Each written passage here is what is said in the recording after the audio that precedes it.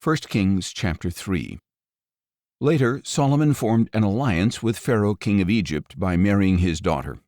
Solomon brought her to the city of David until he had finished building his palace and the house of the Lord, as well as the wall around Jerusalem. The people, however, were still sacrificing on the high places because a house for the name of the Lord had not yet been built. And Solomon loved the Lord and walked in the statutes of his father David, except that he sacrificed and burned incense on the high places. Now the king went to Gibeon to sacrifice there, for it was the great high place. Solomon offered 1,000 burnt offerings on the altar there. One night at Gibeon, the Lord appeared to Solomon in a dream, and God said, "Ask, and I will give it to you." Solomon replied, "You have shown much loving devotion to your servant, my father David, because he walked before you in faithfulness, righteousness, and uprightness of heart.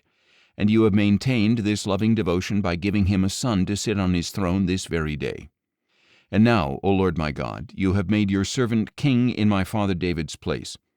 But I am only a little child, not knowing how to go out or come in. Your servant is here among the people you have chosen, a people too numerous to count or number. Therefore, give your servant an understanding heart to judge your people and to discern between good and evil. For who is able to govern this great people of yours?" Now it pleased the Lord that Solomon had made this request.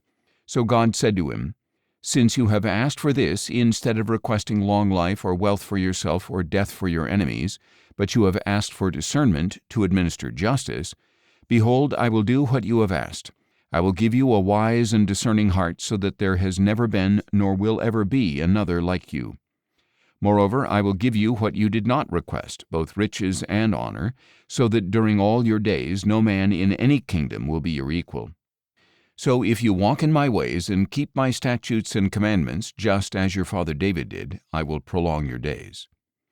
Then Solomon awoke, and indeed it had been a dream. So he returned to Jerusalem, stood before the ark of the covenant of the Lord, and offered burnt offerings and peace offerings.